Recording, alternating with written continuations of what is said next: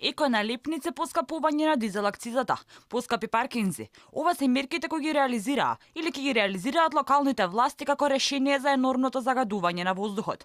Скопје не велат, трошоците од козметичките мерки за загадувањето паѓаат на наш грб, а оние мерки кои навистина треба да се применат не се ни започнати. Одвај дишама, прозор ретко отвараме за проветрување, оти цело време е загадано. Сметаат дека се потребни промени на раководствата на градските татковци и дека поскапиот паркинг нема да го реши проблемот, туку само ќе наполни нечи джеб. Нема справување.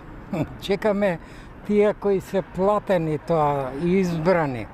Иначе ние прво треба нив да ги тргнеме за да се справат. Дали мислите дека поскап паркинг е една од мерките за да се реши проблемот со загадувањето?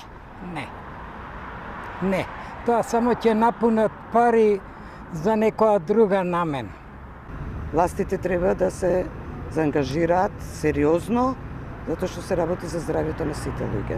Апсолутно не. На тој начин само ќе ги осиромашат уште повеќе луѓето. Што им значи тоа поскап паркинг? Каде ќе ги стават колите? Нема никаква улога, мислам, тоа. Не. Тоа не е решение. Тој што има да плати сега, ќе плати и поскап. Болниците секојдневно се повеќе се полнат, а пак градското собрание ќе одлучува за измена на цената за час паркирање на јавни површини и паркиралишта со кои стопанисува градски паркинг.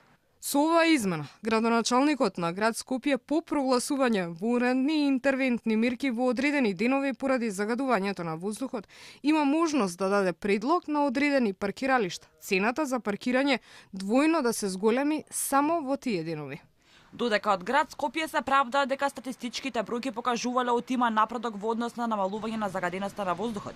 Невладините им подготвуваат тужби и се закануваат со евентуален бојкот на наставата поради преголемата загаденост. Минатата година, ако се сеќавате, повикавме на бојкот на наставата, имавме подршка од мајките за чист воздух и сметам дека ако навистина не се стори нешто, ќе мора да бидеме активни во однос на граѓанска непослушност и изразување на порадикални начини на негодување и протести.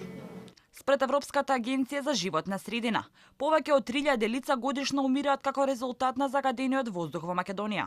А тоа е нотирано и во последниот европски извештај за квалитетот на воздухот. Македонија е прогласена за земја со најзагаден воздух и по бројот на смртни случаи по глава на жител, покрај Косово, Србија и Бугарија.